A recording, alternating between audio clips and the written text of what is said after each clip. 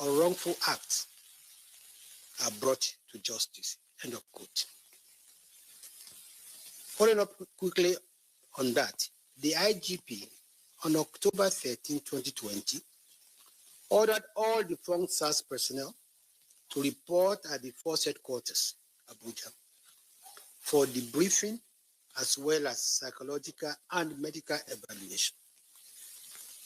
The officers were to undergo this process as a prelude to further training and reorientation before being redeployed into the mainstream of the police.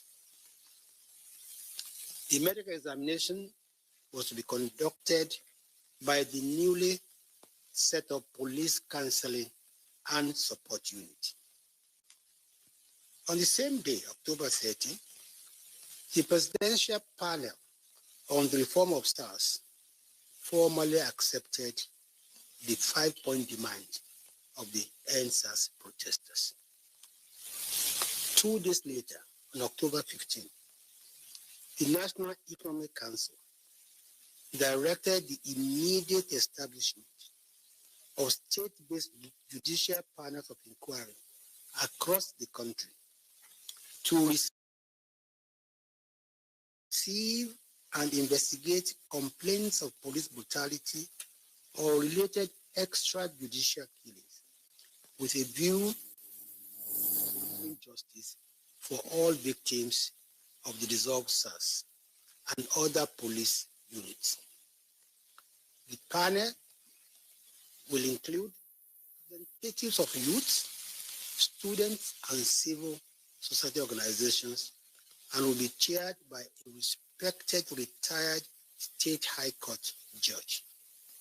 The panels have 6 months to complete their assignments. Other decision of NEC on the demands of the EndSARS protesters as follows.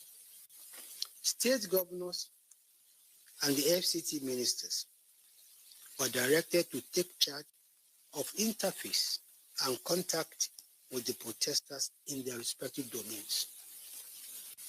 State governors were directed to immediately establish state-based special security and human rights committees to be chaired by the governors in their states and to supervise the newly formed police tactical units and all other security agencies located in their states.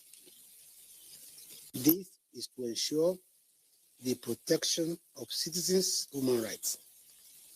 Members of this committee will also include representatives of the youth and civil society organizations, as well as the head of the police tactical unit in each of the states.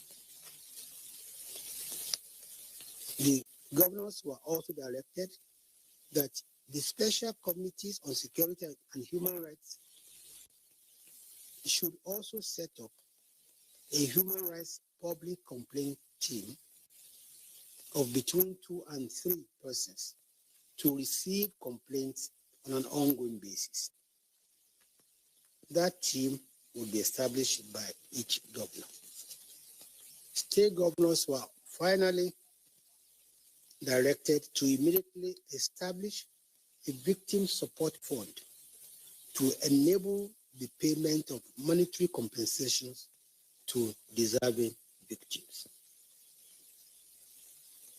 On the federal government's response to the EndSARS demand about police salaries, the federal government directed the National Salaries, Income and Wages Commission to expedite action in finalizing the new salary structure of members of the Nigerian Police Force.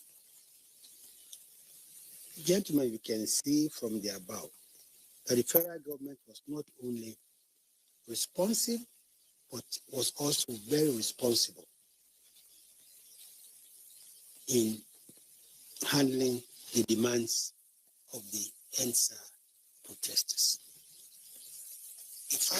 demands were met, some with an immediate pronouncement and others by kickstarting the process of meeting them. Despite this, the protests continued and the demands kept expanding until the protest was hijacked, leading to unprecedented violence characterized by killings, maiming, arson, looting, etc. As I said earlier, what started as a peaceful protest against police brutality quickly degenerated into incredible violence, despite an immediate response to the demands by government. Keen watchers of the developments cannot fail to notice the role played by the social media in the EndSARS protest. As a valuable tool for mass mobilization, the organizers of the protest, of course, leveraged heavily on social media for that purpose. But on the other hand, the same social media was used to spread fake news and disinformation that catalyzed the violence that was witnessed across the country. This development has reinforced the campaign against fake news and disinformation, which we launched in 2018. As a matter of fact, as far back as 2017, when we dedicated that year's National Council on Information meeting to the issue of fake news and disinformation, we had been expressing concern on the dangers posed by irresponsible use of the new media platform.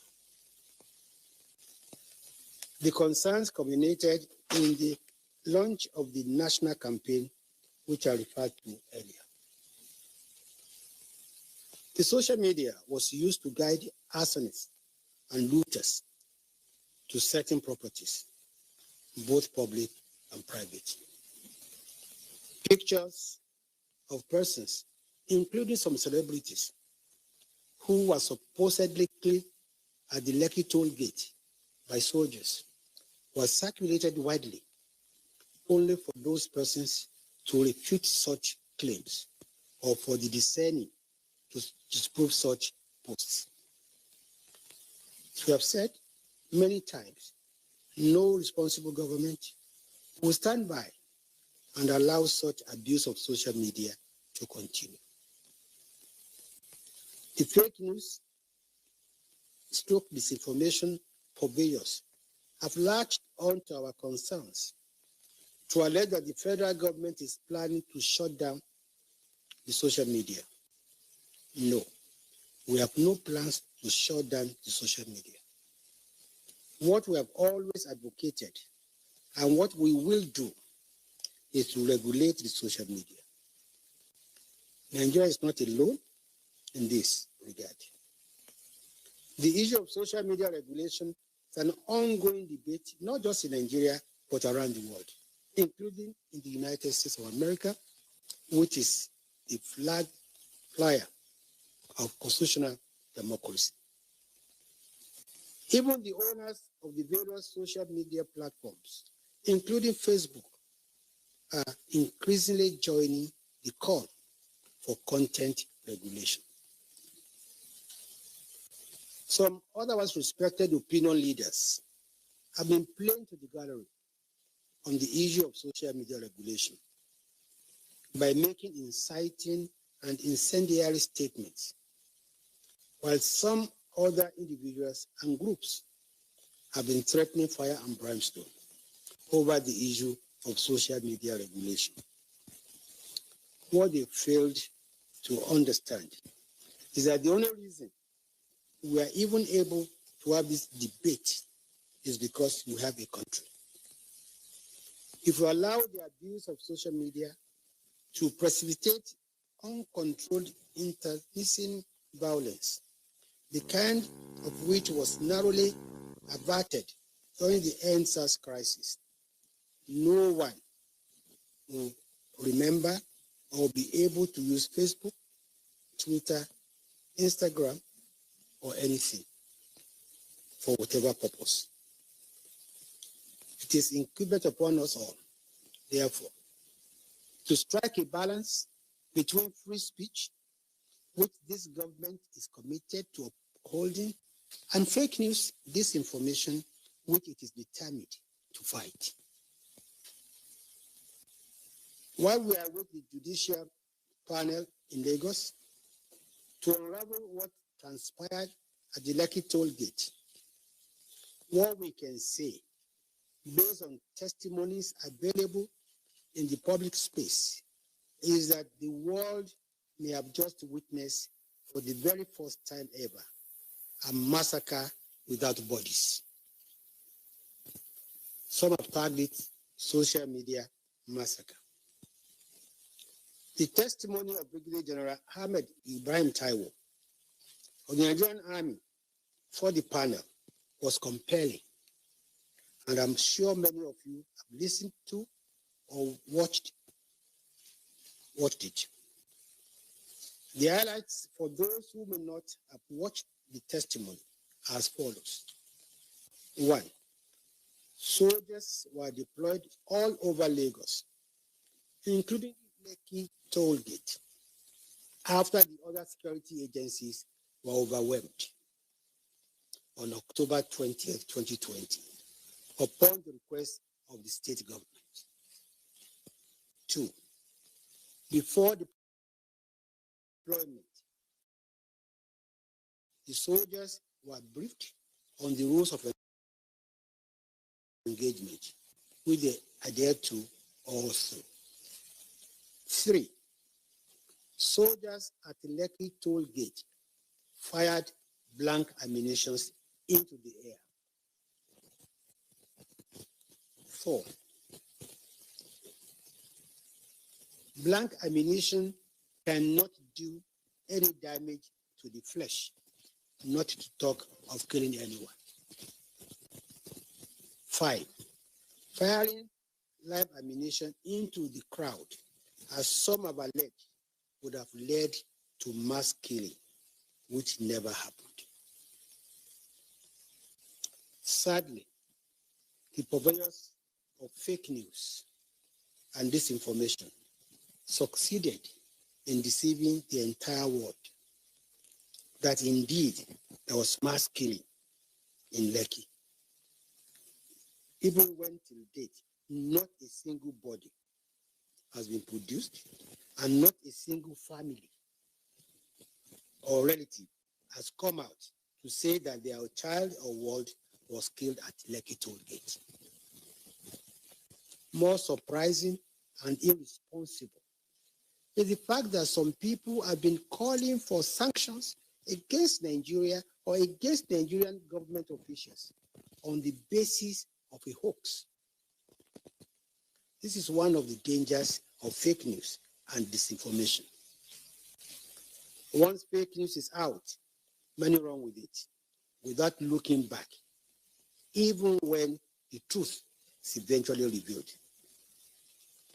We therefore want to use this opportunity to ask those who have alleged massacre at the Lekki toll gate to go to the judicial panel to present their evidence or evidences to the world, or simply admit that they've goofed and they have deceived the whole world.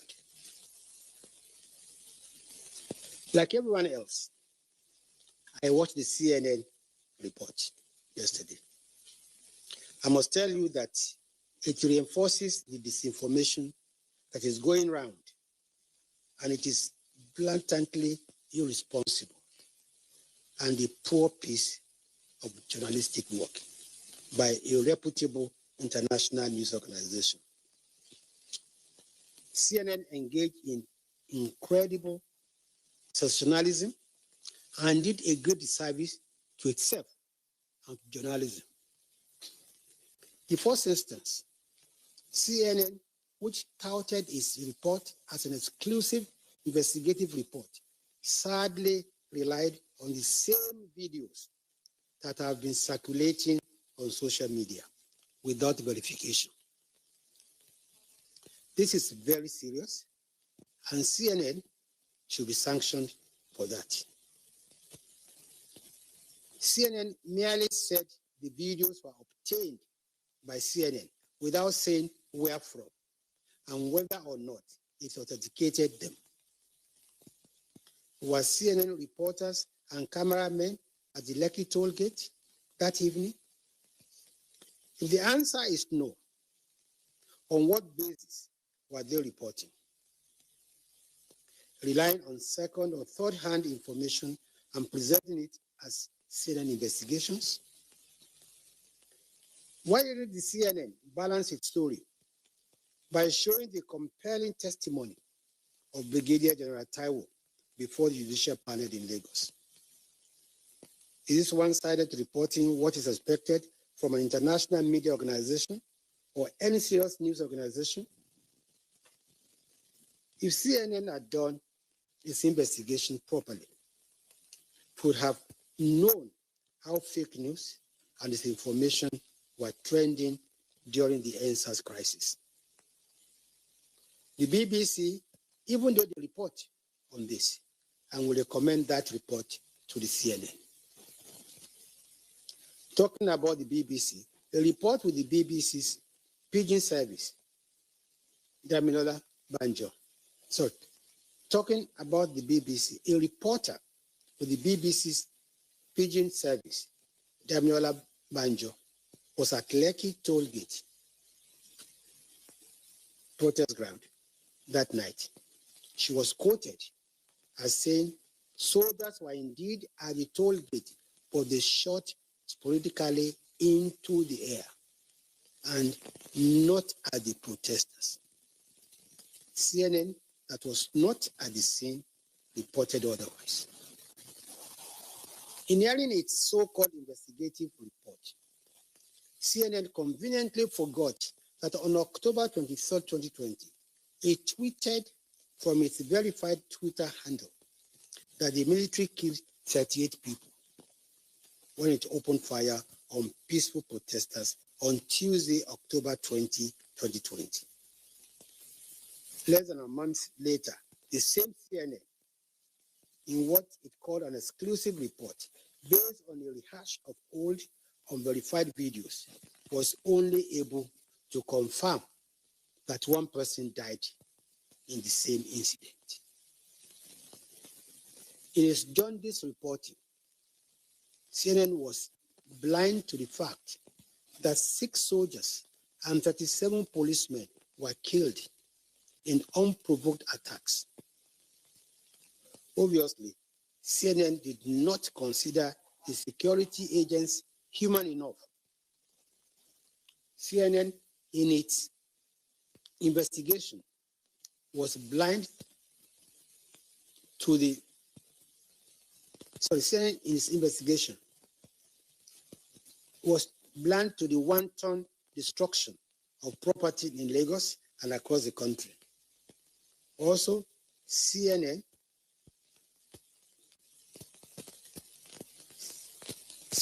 instead, it went to town with unverified social media footages in its desperation to prove that people were killed at the Lekki toll gate. Again, this is irresponsible journalism for which CNN deserves to be sanctioned. We insist that the military did not shoot at protesters at Lekki toll gate. They fired blank ammunition in the air. Again, anyone who knows anyone who was killed at the Lekki toll gate should head straight to the judicial panel with conclusive evidence of such. At this point, it is important to say that the federal government is very satisfied with the role played by the security agencies, especially the military and police, all through the EndSARS crisis. The security agents were professional and measured in their response. Even when their lives were at stake, they exercised uncommon restraint. Their professionalism and measured response saved many lives and properties. For example, despite arresting hordes of looters during the violence in Lagos, the army treated them humanely and even canceled them before handing them over to the police. The same cannot be said of those who unleashed mayhem on the security agents, killing and maiming them, sometimes in such a barbaric manner that is unprecedented in these parts. As I said earlier, 6 soldiers and 37 policemen were killed all over the country during the crisis. This is in addition to 196 policemen who were injured, 164 police vehicles that were destroyed, and 134 police stations that were razed. Also, the Nigerian Security and Civil Defense Corps, the Nigerian Customs Service, and the Nigerian Immigration Service all lost infrastructure, equipment, and other valuables to attack by hoodlums during the crisis. 8 medium security custodial centers in 6 states, Edo, Lagos, Abia, Delta, Ondo, and Ebonyi, were attacked with 1,957 inmates set free and 31 staff injured. The federal government will therefore not accept a situation in which some so-called human rights bodies and journalist media organizations will continue to harass the security agencies over their rules during the crisis. Soldiers, policemen, and other security agents deserve commendation, not condemnation, except, of course, their critics are saying they are not human beings and that their own rights do not matter. It is depressing and demoralizing to continue to vilify men and women in uniform who themselves were victims of senseless violence unleashed by hoodlums. The role of human rights organizations, in particular, became suspect after they simply ignored the brutal killing and maiming of security agents during the crisis, as well as the orgy of violence that left 57 civilians dead, 269 private corporate facilities burnt, looted, or vandalized, 243 government facilities burnt by the lights, and 81 government warehouses looted, and instead continue to dwell on the bodiless and bloodless massacre at Lekki toll gate. They did not see anything wrong in the public and private properties that were burnt or looted. Neither did they see anything wrong in the fact that some of the businesses that were looted belonged to struggling young men and women. All they could see in their biased view of the whole situation was a hoax massacre.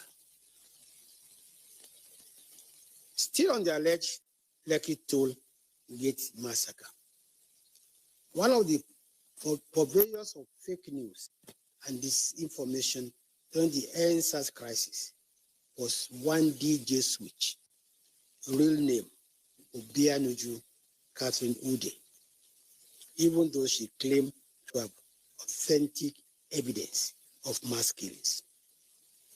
Surprisingly, instead of presenting whatever evidence she may have to the judicial panel, she chose to escape from the country under the pretext that her life was in danger.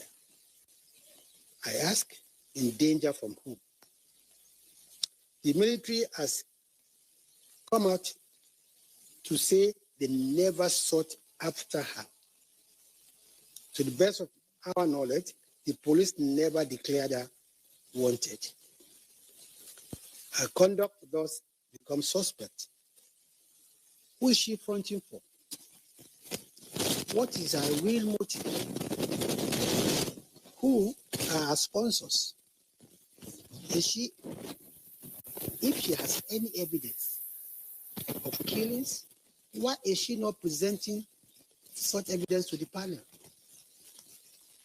If she was so desperate for asylum in any country, does she have to resort to planted falsehood to tarnish the image of the country just to achieve her aim? In the fullness of time, this lady will be exposed for what she is, a fraud and a front for divisive and destructive forces. At this juncture, we want to appeal to countries that have made very hasty judgments on the basis of fake news and disinformation emanating from the EndSARS crisis to endeavor to seek and find the truth. In the aftermath of the EndSARS crisis, the National Broadcasting Commission fined 3 broadcast stations for using unverified and dangerous information from social media. Commentators, many of whom did not even know why the NBC imposed the fine, rushed to allege an attempt to stifle free speech. Unknown to them, the stations themselves know what they have done. They know they have breached the broadcasting code. 2 of them have paid their fines in full, while the third has paid a part of the fine with an appeal for time to pay the balance. The position of the federal government is that not only were the fines justified, the NBC was indeed very lenient. It is sad to see the traditional media throwing away the age-long gatekeeping process and instead rushing to rely on the freewheeling social media, devoid of any gatekeeping for news. Sadly, there's an emerging trend today in which even the traditional media is freely using materials from social media without taking the pains to verify their authenticity. This is a dangerous trend that must be curbed in the interest of the media practitioners themselves, the profession, and indeed the country. At the NBC wielded the big stick, some broadcast media organizations would have faced more severe sanctions than mere fines. Recall that an otherwise reputable broadcast media organization had carried a fake report that the Ecumenical Center in Abuja had been set on fire during the violence that followed the protest. Though the same organization later retraced the story, the kind of reprisal attack this could have sparked is better imagined. Also, another reputable broadcast media organization featured a report that identified a maintenance worker atop a bank building overlooking the Lekki toll gate as a sniper, leading to attacks that destroyed many of the bank's branches. The organizations have not even been sanctioned for this terrible disinformation. Yet, rabble-rousers have latched on to the fines to make all sorts of baseless allegations. In conclusion, gentlemen, let me reiterate the following. A, the federal government was responsive and responsible in meeting the demands of the EndSARS protesters. B, the irresponsible use of the social media by some unscrupulous persons aggravated the violence that erupted in the wake of the EndSARS protests and helped to precipitate the violence. While the government has no plans to shut down the internet, it will work with stakeholders to regulate social media to curb abuse. C, those who use the social media responsibly have nothing to fear. For those who abuse it have every reason to be worried, as no responsible government will stand by and allow a few unscrupulous elements to set the country ablaze. D, CNN grouped in a preconceived stance that the soldiers who were deployed to Lekki toll gate indeed shot at protesters, killing some of them. CNN relied heavily on unverified and possibly doctored videos, as well as information sourced from questionable sources to reach its conclusion. This should earn CNN a serious sanction for irresponsible reporting. E, while judicial panel sitting in Lagos works to unravel what really transpired at the Lekki toll gate, available evidence so far points to the world's first case of massacre without blood or bodies. F, the federal government commends the security agencies for acting professionally and showing utmost restraint all through the EndSARS protest and ensuing ensuing violence, an action that saved lives and properties.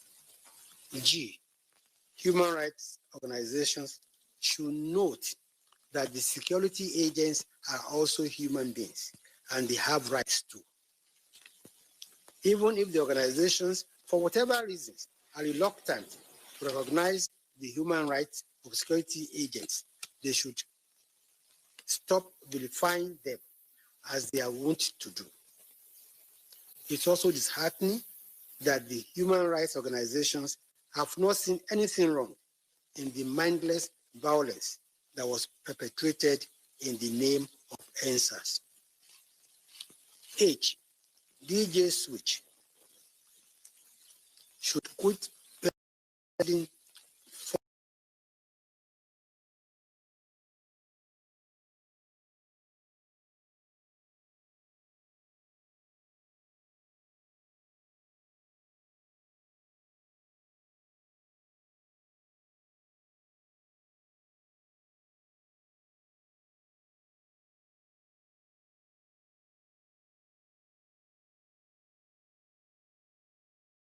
falsehood and present her case with verifiable evidence to the judicial panel sitting in Lagos.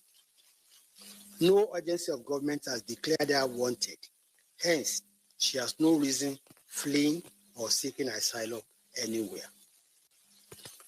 I, the sanctions imposed on some broadcast media organizations by the National Broadcasting Commission are justified in view of the unprofessional acts of the organizations which were in clear breach of the broadcasting code as stated by the Commission.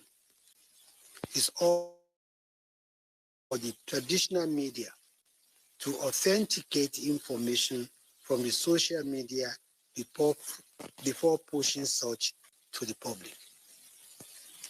Gentlemen, I thank you for your very kind attention. I will now take your questions, which must be strictly on issues I've addressed here. Thank you very much. Ladies and gentlemen of the media, we are now moving into the question and answer section. Please, like I said earlier, when you are recognized to speak, please tell us your name, the media organization you are representing, and please restrict your questions to the issues addressed. But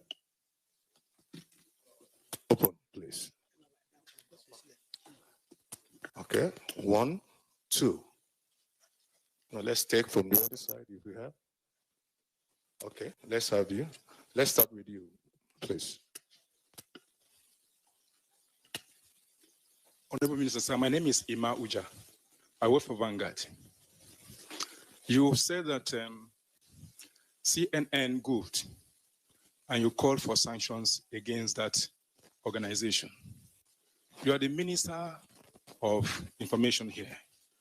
Who are you expecting to sanction CNN? Okay, let's have you now. Yes, thank you, sir, Mr. Minister. My name is Saya Adejokun from the Nigerian Tribune. Sir, you said that DJ Switch is not wanted, but we have seen that her colleagues in the movement have been arrested and their accounts have been confiscated. If this is happening, how will she be sure that if she comes back, she will not be arrested? Good morning, Honorable Minister. My name is Ajak Mangut. I'm a freelance reporter and I'm here on behalf of CNN. In highlighting the Army's testimony at the judicial panel in Lagos, you said that blank ammunitions were fired. But could you directly comment on CNN's findings in its report, specifically about the presence of ammunition at the Lekki toll gate on the 20th of October? And also, what would you say to some family members, based on that report, who are searching for their loved ones and are looking for answers? Thank you. Honorable Minister, you may wish to.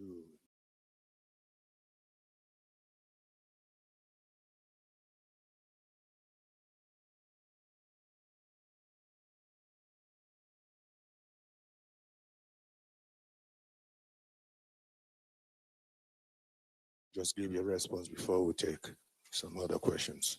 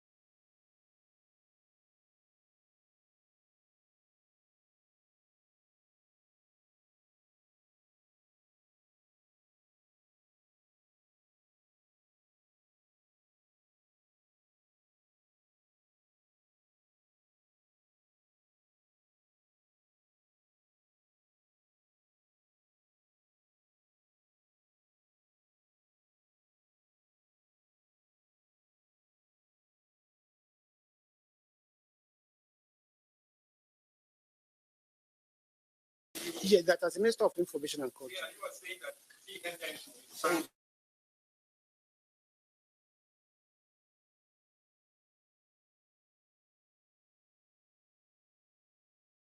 CNN has internal mechanism to discipline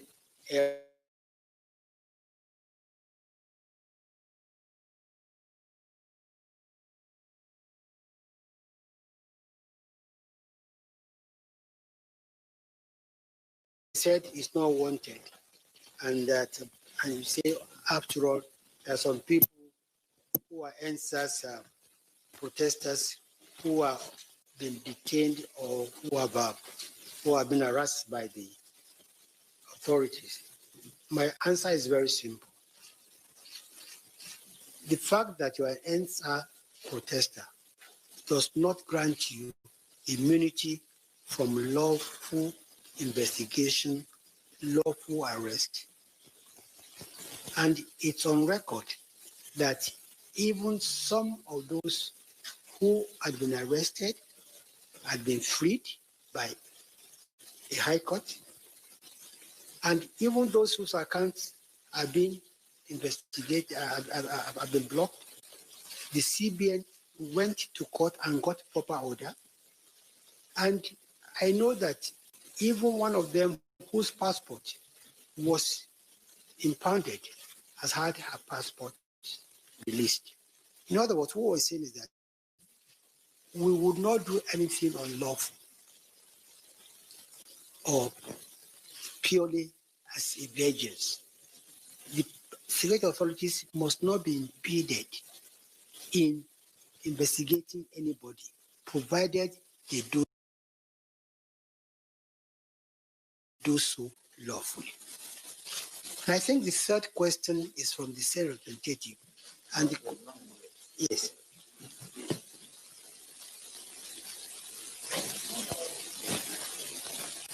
Now, you see, I have absolutely no reason to doubt the testimony of Brigadier General Ahmed Taiwo, who said blank ammo was fired. And the question I would actually want to ask CNN, where did they get their own live bullets from? You see, because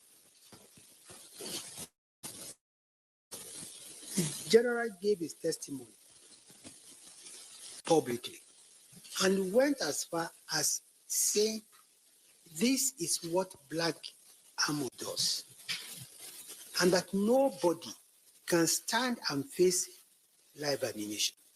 That if indeed the soldiers fired live ammunition at protesters, bodies will litter the ground. We never said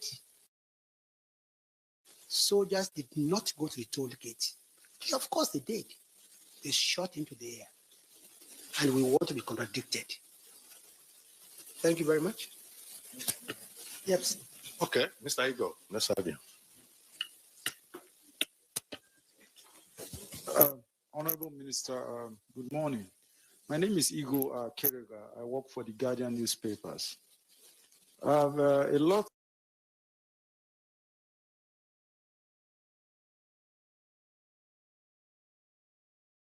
in Lagos, and that everyone is awaiting the outcome. But you have also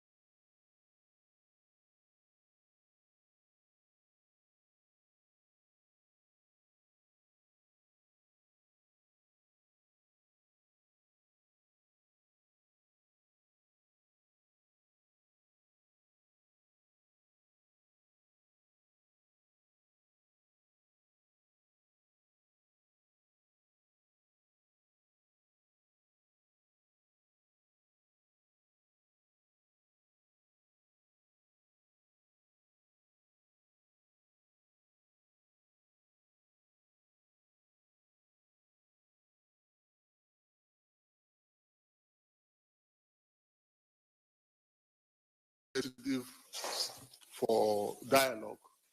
And at the same time, some of the organizers, some of the members are being prosecuted, their accounts are being frozen. How do you reconcile this? Dialogue, prosecution. Do you think they will have the confidence of really coming to have a dialogue with the federal government? What's your reaction to it? Felix, I explained in respect of your first question. Which was that? I said CNN itself has internal mechanism to sanction airing staff. But in addition, we will also do the needful.